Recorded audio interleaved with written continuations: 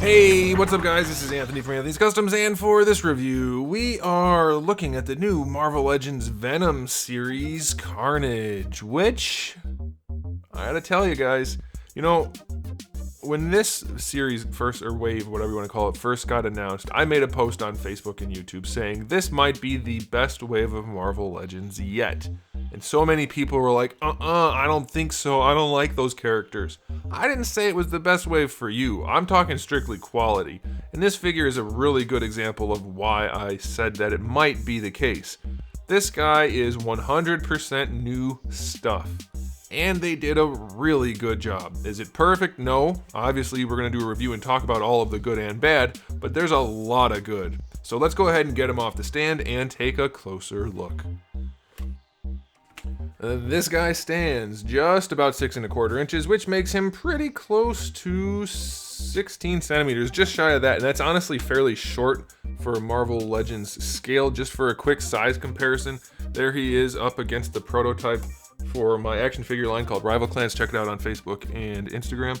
And, well, Rival Collectibles would probably be easier to search. That's the name of the company, and the line is Rival Clans. Anyway, this is the new Carnage, and I'd like to talk about the aesthetic, but first, we have to talk about the question of the day. Easy question for everybody. Easy question. Venom or Carnage? You have to pick one of those. Which one do you pick? For me, I'm going to go with Lethal Protector Venom. Outside of Lethal Protector Venom, I'm going to go with traditional Carnage. I like Carnage a bunch. All right. Now, this does not look like a Hasbro figure. Not even a little bit. Now, the old Carnage figures, which I didn't bother pulling out because they don't really compare to this one, was just a Bucky Cat body mostly with paint on it. This is all freaking new. And that's all sculpted. On top of musculature type fibrousness, they sculpted the, whatever you want to call it, tendrils. Not these, but the black ones. That is all sculpted. And painted. I get that it's mostly a big hunk of red plastic and it's probably too shiny. Maybe not because it's Carnage, but you get what I'm saying. It looks like plastic, but holy crap. Look at all of the cleanness of paint on this. For a Hasbro figure.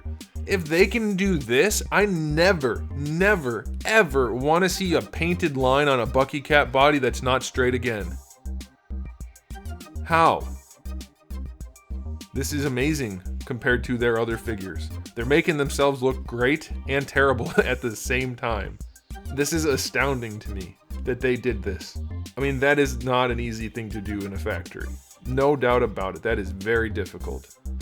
They also did a very good job with the proportions. You can see the shoulders are wider than normal and taller. They're higher up. He has much more heroic proportions rather than like they keep drooping the shoulders down real low and not making them look good and making wide hips and narrow chest. This guy generally looks really good. Very nicely done. So aesthetically speaking, nope, 10. I'm going to give it a 10. For a Marvel Legends figure, this is the bee's knees, as so many might say. Now, as far as accessories go, that's where we're limited. We have two heads. We have the head that's supposed to be on him in the package, which is the one I already took off, and the one that I already showed you. And that is it. No alternate hands or anything. Maybe this version technically doesn't do that. I'm pretty sure he does, though. But yeah, that's it. So that's kind of limited. I'll say 6. That's not great. But they are still really clean. Okay, now it's time for the articulation. We have our standard hinge in there, which lets him look up really far, and he can look down really far. We have a little bit of a lollipop going on. Not too bad, though. It's okay.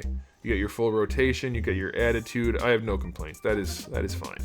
For the shoulders, oh, by the way, this comes off. I don't know if you want to call that an accessory, but you can take this off.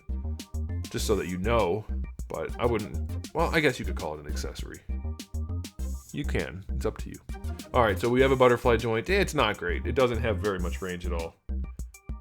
That's not really effective. Like everybody's always saying, oh, do a butterfly joint, do a butterfly joint. Doing a butterfly joint properly is almost impossible to not wreck the sculpt.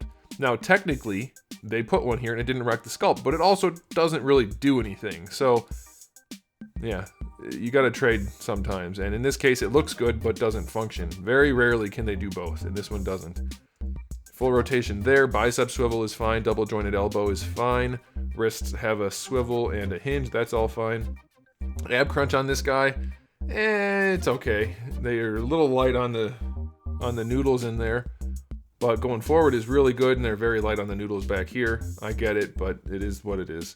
Waist twist is fine. Hips go really far out to the side. They are quite loose though, so be aware. Wow, they're loose going forward too, but plenty of range. Very little kick out. That's good. Thigh swivel is good. Double jointed knee is good. We do have a boot swivel. If you like that sort of thing, it's there. If you don't use it. It's fairly well hidden. Ankles go all the way back, and almost no forward. That kind of blows. And the ankle rocker is average. So nothing crazy here as far as articulation goes. It's fine. It's fairly average, nothing impressive by any means. I'll give it a 7. Nothing special at all. But the final verdict for this guy might still be a pretty high score because of the aesthetic. Because of the sculpt and paint alone, this guy gets bonus points. For sure, 100%. I don't care as much about accessories.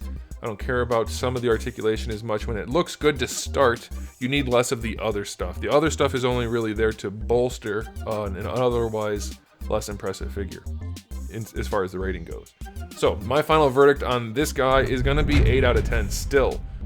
With limited accessories and whatever articulation, this guy is still one of the better looking figures they've ever made, and he definitely has some of the most effort put into him for sure. So really well done again, Hasbro.